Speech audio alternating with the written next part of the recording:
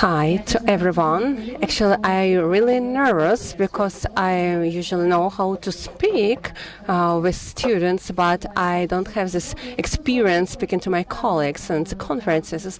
In a nutshell, I would like to present to you our topic, and then I will give the floor to Anton, and he will start his part of presentation. So, as Anya said, we are interpreters working with Korean and Japanese languages. We have this combined presentation due to some geographical peculiarities, because we are not trying to sweep all peculiar features of work with these clients from this region. We can't say that everything is the same, but we would like to tell you in a nutshell about our personal experience, giving all our experience for the previous years. We hope that it will be useful for you, interesting for you. I know that many colleagues know my personal stories, actually my personal cases, and that's actually the reason when I agreed to participate in this conference with this topic, because when I share my experience with colleagues, I understand that my experience differs from my English language peer colleagues. So, Anton, please share the screen, and let's start with the second slide. Okay, give me a moment. Yes.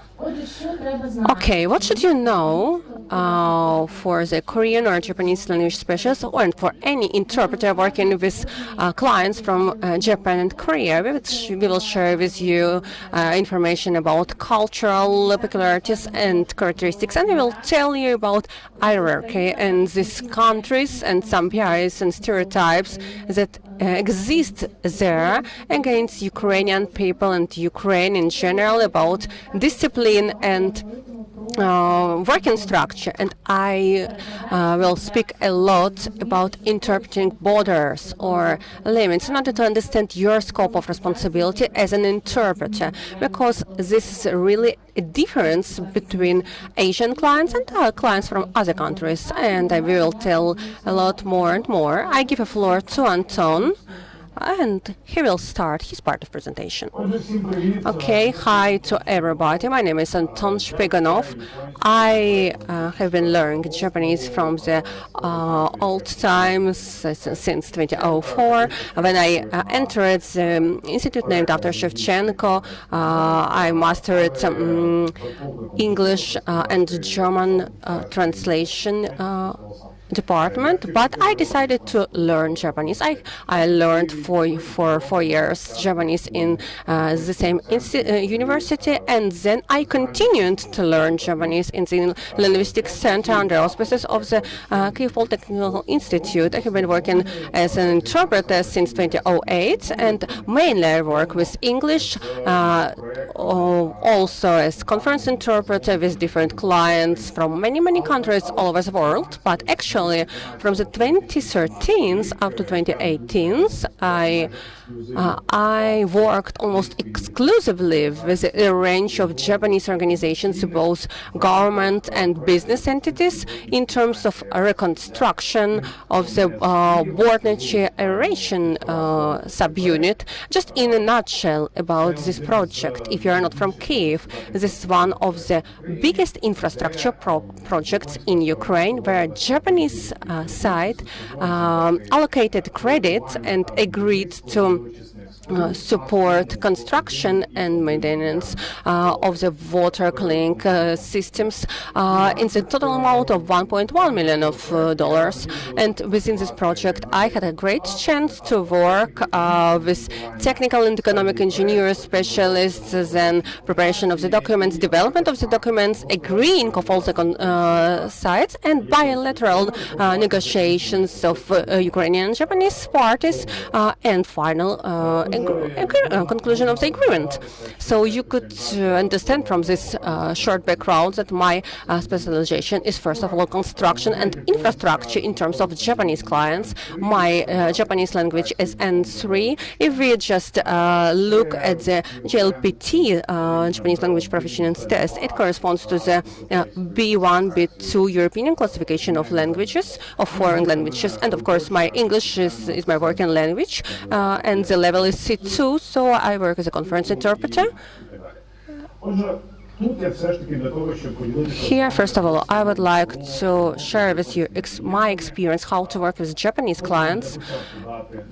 For the beginning, I would like to give you a short cultural background with whom we work, with what we work, what are the peculiar cultural features of the Japanese business world, and how it impacts on such things as search of the clients, development of your client network, so everything that is included into business development. Further, we will speak about respect from and sticking of the Japanese clients to the formalities and procedures. Could you hear Michael Jackson? I'm sorry. Yes, thank you. Michael Jackson is great, but it's not very good during this presentation, actually.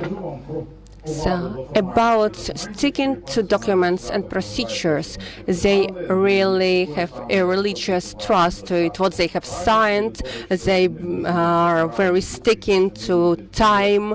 They love meetings and schedules. They love tight schedules, and also and the most thing about all these issues, Japanese masculinity and hierarchy of their culture, how it influences and impacts on working schedule, overtime, and so on. So of course, we'll speak about some linguistic features, how we could work as interpreters with such clients, and at the end, I will tell you what you should do after interpretation, about some leisure time, what you could present to them, how to spend extra time beyond your job with them. So let's go further.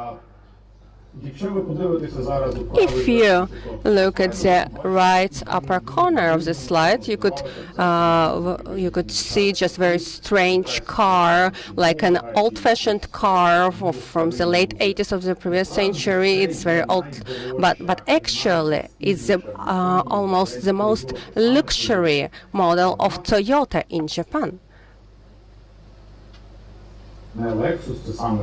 It's not Lexus, actually. It's Toyota Century, and it's the most expensive car in Japan. It's for higher authorities, and it has some peculiar features. They have Toyota V12 engine with 276 powers, and it's the most silent, the most powerful engine at the same moment. Also, you can't find the leather interior, just wool interior with some fabric, with some white fabric. Why I share with you information about this car? Because I think that this car is one of the best metaphors of Japanese business world, because they love to compare their business world with how they love driving. They love being in comfort, unnoticed on the back seat of their cars. According to the analytical study of Hofstede Insights, you could see it on this slide in the right lower corner. They just compare cultural peculiar features of different countries according to different indicators. And power distance receives 54 ranks, just an average rank. Yes, power distance is quite big, but the contrast between higher positions and subordinate, it's not so big in comparison with other cultures. At the same time, time, Japanese people are not individualists. They believe that organizations of their company is always over and higher than in personal interests. They say that the stake that sticks out gets hammered down, with all other results. As I have said already, this society is very masculine, and one of the peculiar features is competitiveness, but not personal competitiveness, but competitiveness of groups or companies, and of course discipline or priority of the working life over the personal life. They are just risk averse, and they don't love uncertainty. They are prone to long-term planning and long-term results, actually in order to avoid these risks. At the same time, they love humbleness and modesty, and they try not to show them off. So how to build relations with their Japanese clients? They don't like risks. That's why they don't want to communicate with any person from the street. That's why they are not prone to cold callings, cold connections. You can't call to any Japanese organization and offer your services. Even if they would answer that yes, we will think, but they will never call you back. The best option is the marketing boss or the word-of-mouth marketing. So if your clients love how you work, they would share this experience. From this side, it's very useful and beneficial to have long-term negotiations and relations with your Japanese clients. Then they will use this word-of-mouth marketing, so you work in order to build your credibility. Then credibility works for your work. As I have said already, clients don't like Japanese clients don't like risks. That's why it means they love all-inclusive services. They try to have the services taking them from the airport, getting to the hotels and the working schedule and all the cultural and leisure time, and then back to the airport. They are ready to pay you to your bank account for all the services, even some extra services, extra money, and then have all-inclusive package. And also, Japanese clients have an old cultural visit that is called meshi. You could see that working with your Japanese clients, it means that you will have a huge stack of business cards, and they advise you to make your own business cards and just give your business cards using even every chance. And that's a great option for business development. Then, the next thing I would like to share with you, Japanese people, they are sticking to formalities, procedures, written documents. They love developing the timesheets, contracts. Everything is edited and proofread, and all the amendments are done in the latest moments. And they, for example, 30 minutes to the conclusion of the agreement, they could ask you to check some language of proposal. Please check how it translated into Ukrainian, because in 30 minutes we need to assign it. But this is a good side of all these procedures. The bad side is that they're really believing to what is written on the paper. From my experience, I could say that even if they signed an agreement, then business environment is being changed, some exchange rates are changing, everything is changing, but they are ready to go till the end, even if it gives a bad impact on their business. So if you work with Japanese clients, always discuss all important issues prior to the conclusion of the agreement, because if it's signed, then it's true and forever. and they expect the same from the Ukrainian side. One of the such negative things in the Japanese culture is exaggerated hierarchy. It means that in Japan business world, everyone has its own, his or her own place. So if you're a young person, a woman, or you are not from Japan, and I think it relates to most of you, you maybe could feel in many organizations such thing as glass ceiling, especially in some old organizations, and it will be an obstacle for your career development. It means that if you would like to suggest an initiative, any idea you would like, if you would like to buy a Xerox machine, it's very difficult to implement the solution by your own. First of all, you should find some allies among Japanese people during just a smoke break or during lunch. You should speak with them. Maybe it's difficult for you to go to a copy center, and maybe you could ask this, and then you will receive answer that maybe yes. Then you ask, maybe it would be better if we have a Xerox machine in our office. Then yes, maybe. So step by step, they make this common collective decision that it would be better to buy a copy machine. But you should remember, if you make the suggestion, this initiative, you could receive an answer that that's your idea, please implement it, or just a model of this machine you should coordinate and agree with others. So you will have responsibility, but you will have no powers.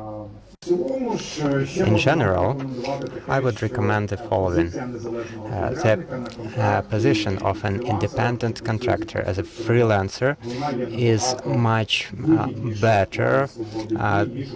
It gives you much more freedom than when you work for a Japanese organization. Because if you work for a Japanese company full-time, you accept all these rules, whether written or not, including this hierarchy. So it is better to work under a contract. It is at least slightly more pleasant. Also, Japanese are quite punctual, and they are proud of it. This has to do with transfers, for instance. If it's written in the itinerary that the train has to arrive at this particular hour, and it is specified in written, it means that it will be followed to the point. And all the passengers are already waiting in the bus before it has to leave. And Japanese people do not like any surprises. Even if it is supposed to be a pleasant surprise, you have some extra time and you can make some extra visit, still the Japanese people will be slightly upset about this. Also, if you have any skills of time management, of project coordination, this can be a benefit. The only thing to remember here is that it has to be written down on paper as a contract. Also, the Japanese people are well known for their culture of business meetings. So these meetings are quite frequent, long. Everyone has opportunity to speak up, and they can devote quite a long time. For instance, if there is a Japanese person visiting, there can be like 5 or 6 meetings in a row. They do not even pay attention to breaks. They can do 6 meetings in a row without breaks. So this has to be discussed with them. If you are signing a contract with them, it has to be clearly written down, like when you are going to have those breaks. I can tell you a small story. I was honored to accompany a delegation in Japan, and the schedule was very dense, and the entire Ukrainian delegation did not even have the time for smoke breaks. And by the way, there are not many locations for smoking in Japan. So, and also the Japanese partners always encouraged me to tell the ministers to hurry up, and I felt uncomfortable doing that, of course. So this is something they expect from the Ukrainian partners, to be more productive. And one more, I think that we can discuss during a Q&A. This is the fact that Japanese, if they arrive in a small number, it means that they want to persuade you in something. Also, the Japanese are inclined to work overtime. And indeed, they expect this from you as well. They do not expect that you need to go home at 5 or 6 p.m. when your workday is over. There always will be some additional tasks. So this is something to be formalized in your contract. You have to know that in 80% cases maybe you will have to do something overtime.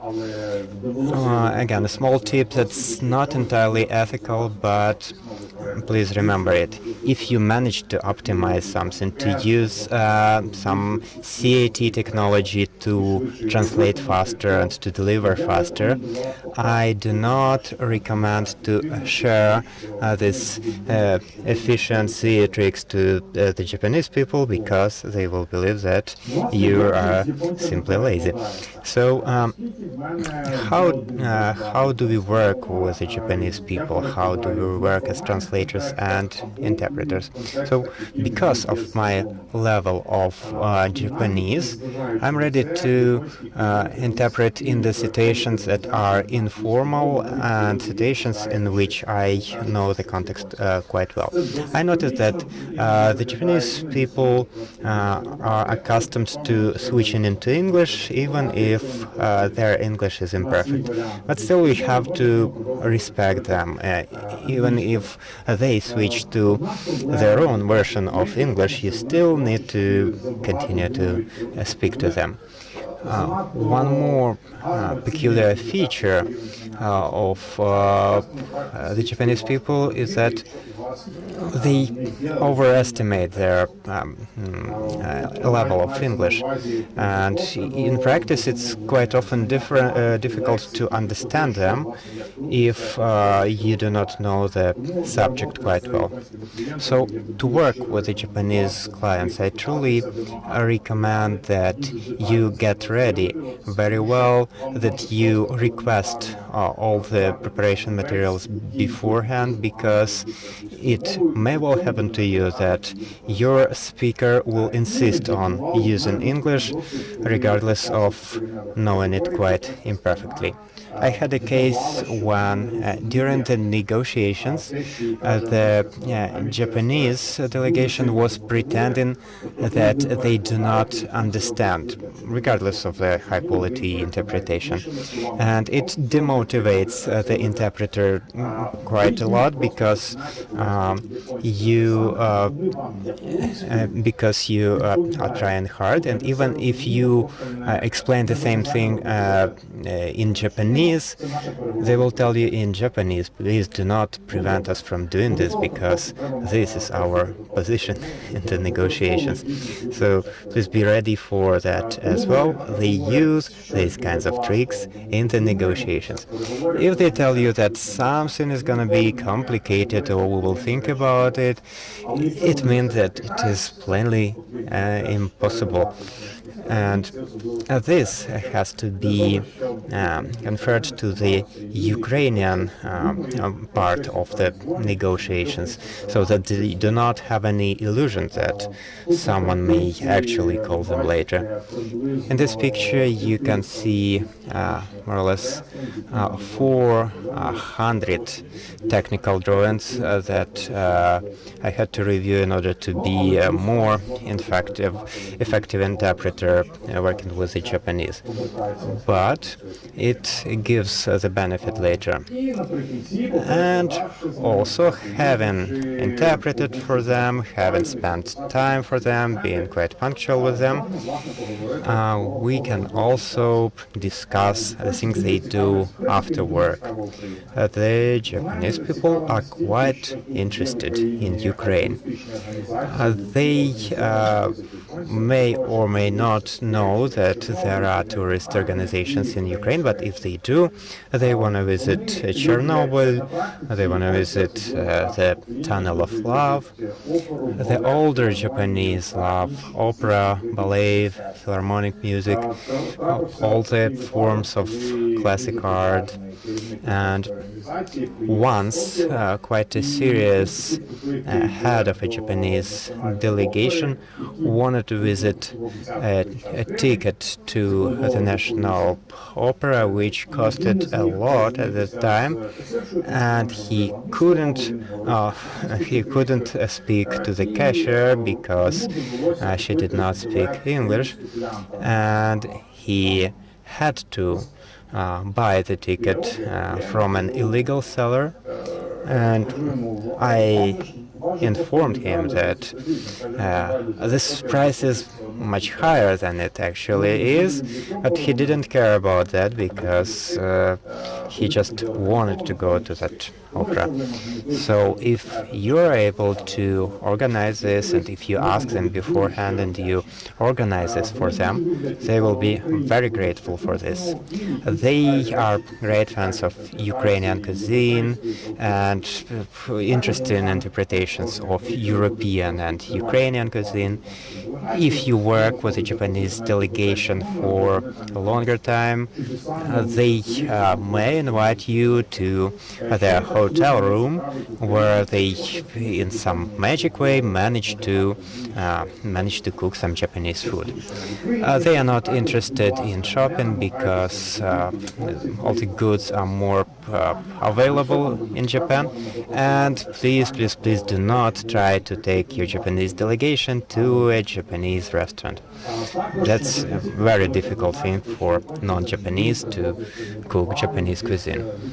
Also, always keep in mind that the Japanese will always bring every one of you, the interpreters, the drivers, everyone else on the delegation, some small presents. And naturally, they can expect some small gifts from you before they leave your country, so please do not let them leave Ukraine without a small present. So, a small summary of my part. Do not be afraid to work with the Japanese customers. Work for your reputation. The reputation will work for you. Be attentive to detail. Be attentive to what you sign. Do not make any surprises to them, even if these are pleasant surprises. Be ready to work overtime, but please write this down in the contract.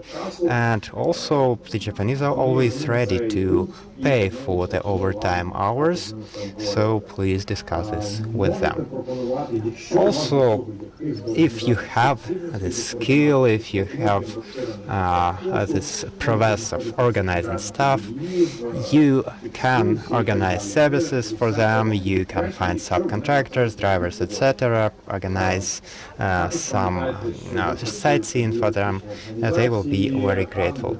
And also remember that if you are working for an organization, there is some specified place for the interpreter designated in that organization, and if you attempt to do more than that, you can face misunderstanding on the part of Japanese. Then please always be on time. This is important for to the Japanese client. Also get ready for everything. Also make sure that they face no unexpected circumstances. And if you manage to coordinate everything like this, they will love you. They will just love you. And also, always get ready for your interpretation job, because sometimes it might be simply difficult for you to understand what they are telling you. So that was the end of my part, and now I will give the floor to Tatiana. Yes, Anton, but please stay with me, because you will be helping me to switch slides. Okay, a few more words about me. I am a master of Korea linguistics. I studied in Korea using the scholarship I received from the Korean government. Also, I'm the head of the alumni of that program in Ukraine, and if you have any cousin or other kind of relative who is interested in the Korean culture, please inform them about this, because Korean linguistics is getting increasingly popular in Ukraine. Also, I graduated from Kiev National Linguistic University after coming back, and I'm teaching the Korean language and translation for 7 years there already. And also I work as a freelance interpreter and a translator. Of course, I had some previous experience before that, but mainly I started to do this after 2014, so I've been doing this for 5 years. Before that, the Korean people preferred to use the Korean interpreters who studied Russian. So I will tell you later why the Koreans prefer Korean interpreters, but now we can go to our next slide, and I will begin with the following. So, some general features about the work with Korean clients. The first factor is the culture of this country. So, just like Japan is, Korea is a highly hierarchic society, and even if someone in the lower levels does a real job and provides useful ideas, they are never given credit. And also, even when I work with the Koreans, even if I'm not one of them, as a woman and as someone who is younger than them, it automatically puts me to the lower status in the hierarchic system. And one more important feature to remember here is the lack of real up-to-date information about Ukraine, information to which Koreans can have access. So this is partly caused by the geographical distance between our countries. So Ukraine, Uzbekistan and Uruguay, this is something quite similar to them, and quite often it happens that our delegations from Korea would say Uzbekistan or even Uruguay instead of Ukraine. So in all of these cases, of course, I interpreted it as a word Ukraine. So an average person from Korea may have some general information about Ukraine. So here you can see some of those facts. Very beautiful women. The first thing that we can hear from Koreans, probably it has to do with this fact. Oh, yeah, they are as beautiful as we were told, or like, where can we meet your local Kim Tae-hee? So this is the phrase that they often say. Ukraine is a country where Kim Tae-hee work in the fields. Like all of those Ukrainians are as beautiful as the famous Korean actress is. So Hi Bye Mama, for instance, this is the TV series in which she starred. Also, the Koreans know about Chernobyl. They know in general about this catastrophe. Also, they know about Shevchenko, the soccer player, the former soccer player, and also they know about our fertile black soil. They know about this old Soviet stereotype that we are the breadbasket for the entire Europe. Some people may know, especially the older ones, that we are a post-Soviet country. Some of them may know about the Boeing from Malaysia. Some people may know about the war that is happening in the East. But if someone is well prepared, they of course may know more. On average, they know much less. So please keep in mind that you have to keep distance and take care of your boundaries when working with the Korean customer. So the first thing I heard about this Korean studies, I heard that the interpreters do not carry bags, and please remember about that always.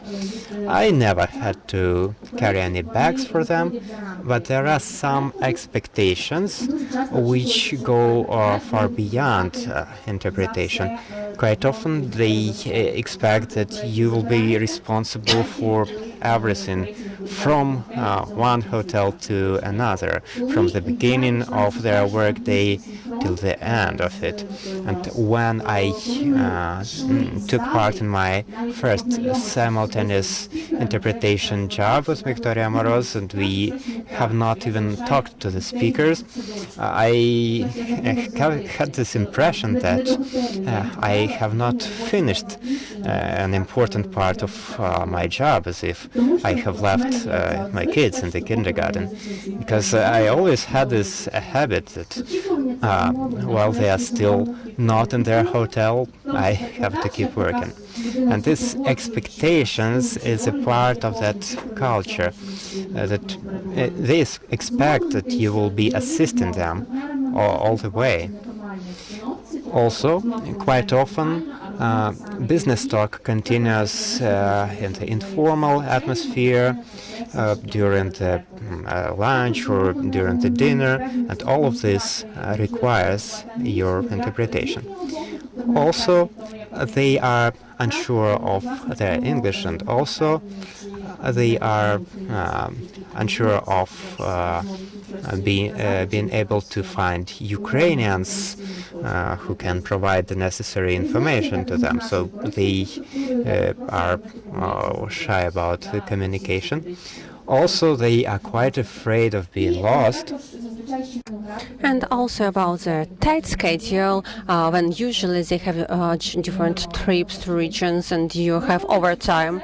And taking into account, also mentioned, when you think about your rates, it's better to suggest your rate per day, not per hour, because it also excludes any discussions about how many hours have you worked during your lunchtime with them, and so on, so on. Also need to mention that this approach is under change, especially with government organizations, especially due to the prepaid overtime, 8-hour working day, and so on. But still, I'm still surprised about these changes, because I'm already used to this hotels delivery and so on, so on. And when people say to me, goodbye, see you tomorrow, we will have our leisure time and going to Sofia and so on, so on. So I begin doubting about my work, my professionalism. And let's go to the next slide.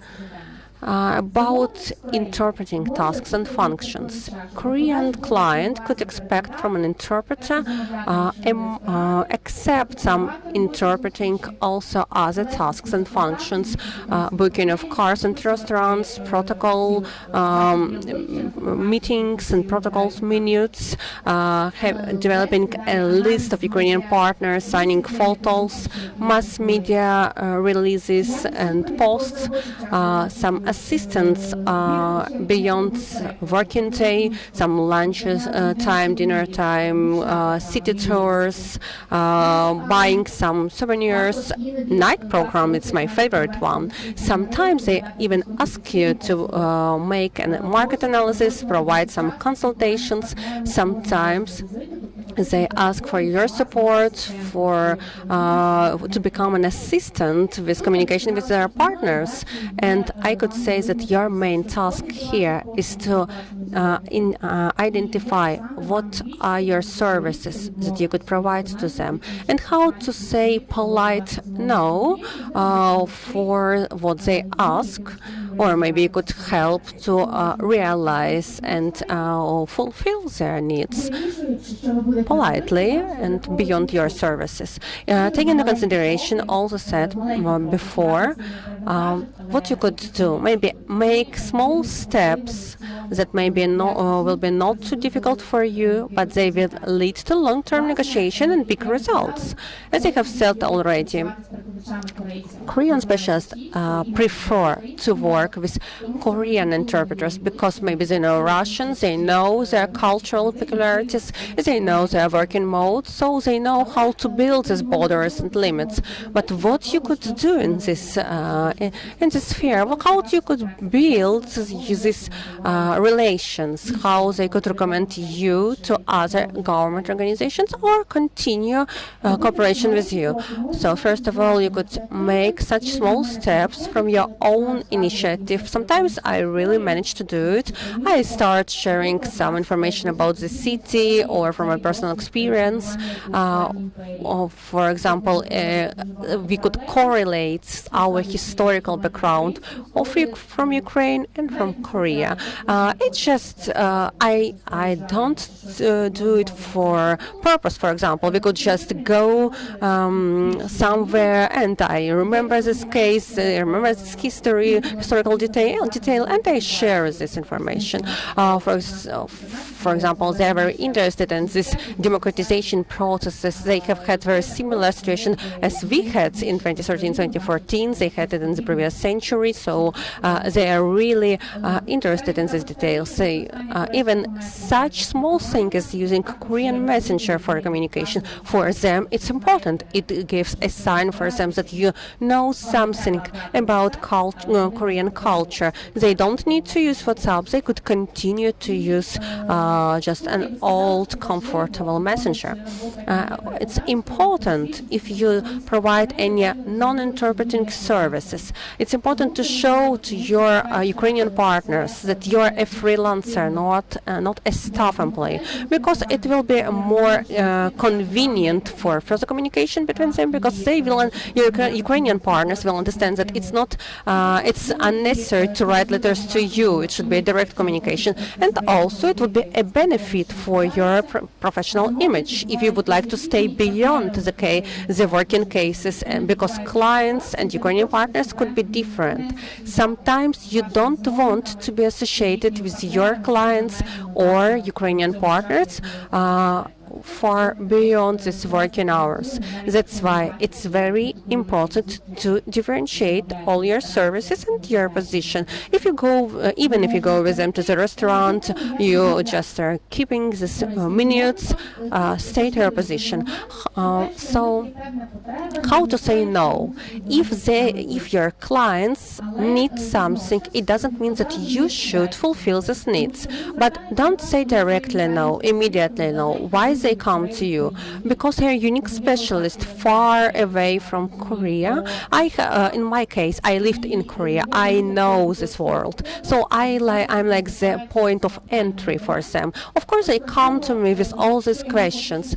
If I don't want to do something, I think how to suggest anyone else to fulfill their needs, to provide these services, or to suggest something. For example, a Korean city guide, or to provide a coordinator or a person who could register their business. Because I have heard a lot such ideas and offers. Would you like to be my representative in Ukraine? Could you help me to register business in Ukraine? You could be very accurate but polite, and at the same time very solid in your no. Okay. The next issue about limits and borders, personal questions and advices. For sure, you will have this issue in your communication with Korean clients. Here, there is a minimum list of possible questions. What is your age? What is your education? Salary or wages? Your family status? Who are your parents? Why don't have a husband? And I am 33 already. And why don't you live in Korea for now, up to now? And that's a minimum list of questions. Further, there could be any other questions. Could I meet any of your beautiful students? Or, for example, come to Seoul. We will have a great dinner. But of course, I say yes for sure. But actually, when I come to Seoul, I can't meet all of them, even if I would want to do it. Why? What are the reasons for such questions? I think, first of all, let's try to identify my position in the hierarchy, because if I say my parents are doctors, for Korea that's a high-paid work, and that's an increase in the hierarchy for me. Actually, age, of course, it's very important. University in Korea, I have studied in the regional university, and for them it's a surprise. What is the reason for that? Because the task of that state Korean program was to develop, to promote this regional Korean university. So by means of that study, I just also promoted university, and I promoted my work. But for the Korean clients, usually it's a surprise, because they would have suggested that I should study in the top 3 university, and that's a decrease in the hierarchy for me. Sometimes you could think that they ask these questions because they are really thinking about you, that they really take care about you. For example, if I could say that I have husband or not husband, everything is okay with our interpreter, but I don't believe it. I don't believe this care. And I think that breaking these limits, it's just a part of vertical culture. If you think about whether they take care or not, whether this is a vertical culture or not, just think about it. Could you ask the same questions to your client? Of course, no, you can't do it. You just listen to their questions and answer them or not answer them. It's possible also not to answer their questions. You should understand that you will have these questions for sure. Think about them, imagine them, think which questions you are not planning to answer at all. What could be a polite answer or just avoiding answer? Let's go to my just best slide ever. This is the limits, and one of the parts, harassment. You know that harassment is not only about some child touches or some direct offers, but also personal questions could be included into the harassment scope. If they're present in your communication with the client. Of course, if they touch you, of course, it's very rare in my practice. For example, some direct or indirect suggestions to have a night together. There could be some suggestions. Call me a big brother, or elder brother, or some pretty names. And it's a friendly suggestion for Korean clients. You could see this woman, this hero of the classical love story in Korean style. Her name is Him-chan, and one time a very respectful aged member of official delegation called me. He didn't call me Tatiana, but he called me Julietka. And actually, even his colleagues tried to give a hint to him that you can't do it, you should not do it. But his position, his age, they give him a way to call me like this. If you understand that the situation goes far beyond its, you would allow it, you have an option, of course, to submit a claim to the higher officials. And I have had that experience. I just asked not to work the next day. I answered all the questions. I have received payment for all the days. So I have had a positive experience. I understood that this scheme works. So in big organizations, in governmental organizations, they have some protocols, some procedures related to harassment, and they post some trainings. When they have had this period in Korea for trainings about harassment, when they came to Ukraine afterwards, they even didn't ask these questions. They didn't call you beautiful and so on, so on. But afterwards, of course, they forgot everything and they start to do the same. Sometimes we have the same from the Ukrainian side. I had in my experience the opposite case. Ukrainian member tried to just give me a touch, and Korean member just said me too, and just made me a sign that yes, I could see, I understood, I could support. And if that's a private client, from my personal experience, what helps to give all the things proper names, to say everything directly.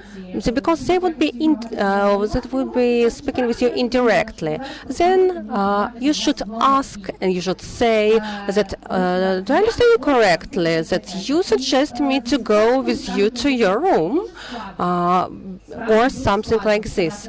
Yes, sometimes it's very difficult to say these things directly, to say the proper words. But usually when you say it, the client answers that, no, you're not for anything.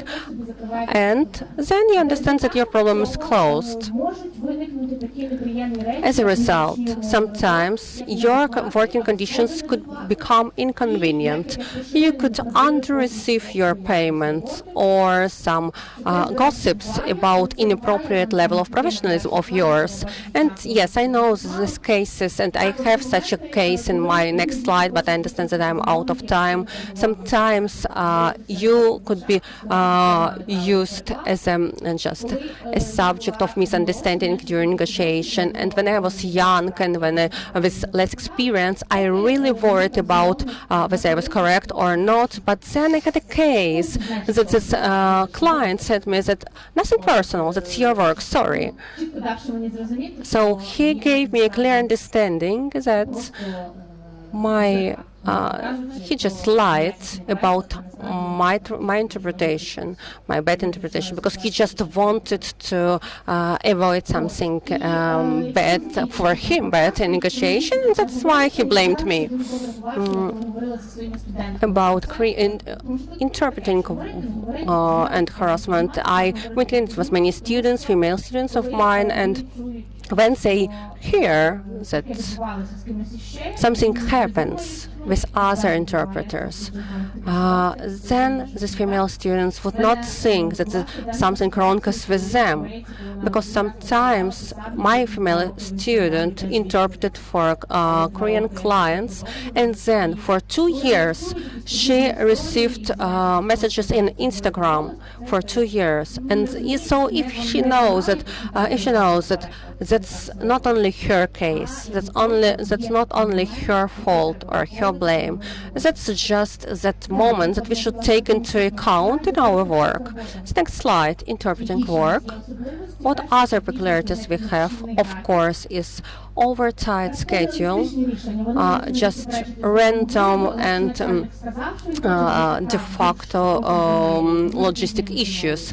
That if high official says that prior to meeting he would like to visit a hotel, then we do it, even if we are late to the meeting to the city administration. And his subordinates also can't explain it to him. We just do as he decides. The second issue is that it's very difficult to be specialized on some specific topic. Sometimes we should just generalize to know a lot about historical issue, historical context, historical background. It could be unprofessional, but actually it's market reality, market landscape. And very often that people just don't return to this country. Sometimes today you interpret in the cars, automotive sphere, next day it's agriculture, and so on, so on. Of course, I would like to specialize on something, but I can't miss the skills, and I should focus on them. And of course, if you help to people to communicate and to understand each other, everything else they could just agree with.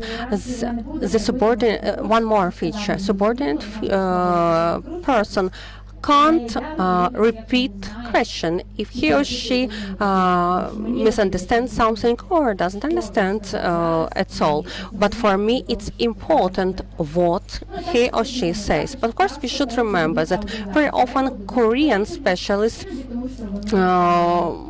just keep records about these meetings very often for keeping minutes of this meeting or so on, or it's important for editing after the meeting. It's very interesting, but unfortunately we are out of time almost. Yes, very quickly. What I would like to say, and to repeat just what Anton says, that they don't say no directly. That's why it's very important to interpret from Korean to the Ukrainian member parties, and it's very important to interpret from the no from Ukrainian side to Korean side in order not to be impolite. Let's go further. Let's wrap up. What is the most thing working with the Korean clients? First of all, of course, to be prepared in advance. You should know, you should understand with whom you are working.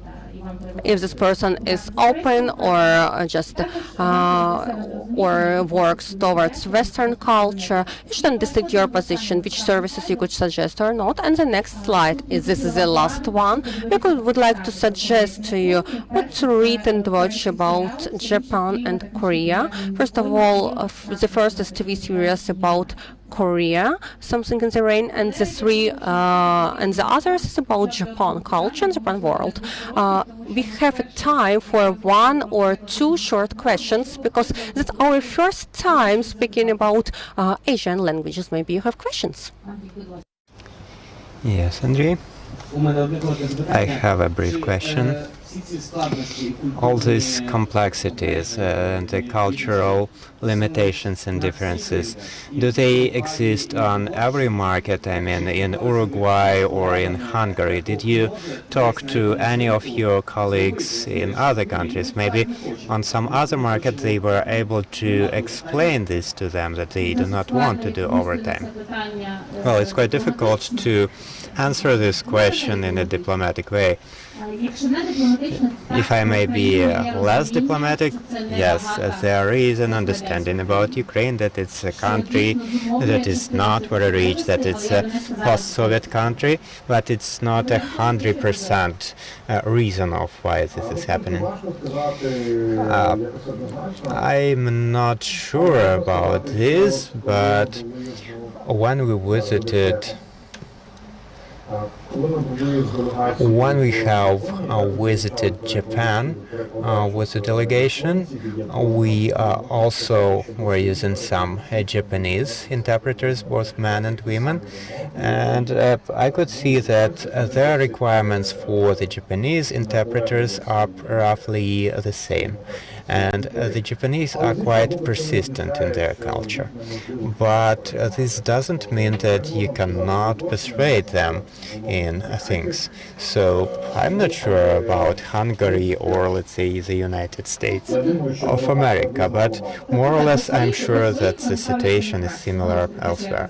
Yeah, their attitude to their own citizens is quite similar, and they even choose the local interpreters because it's easier to get things from them. Angelika has a question to Tatiana and Anton. Okay, the Japanese and the Korean language, they are quite unusual, quite exotic.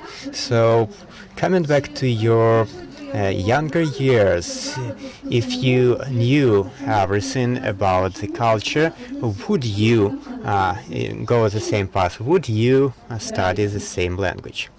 And why? Okay, I will start. Let's put it this way. I have a long story with the Japanese language. I started to learn it at school, then continued in the university, and I came back to it again and again. So I would learn Japanese one way or another because I like it. My answer is quite different because I'm unique as a specialist on this market because of this language.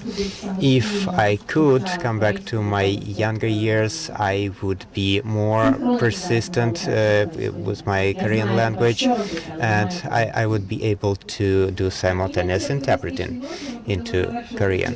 But now I know what I should do, but I not always can do it.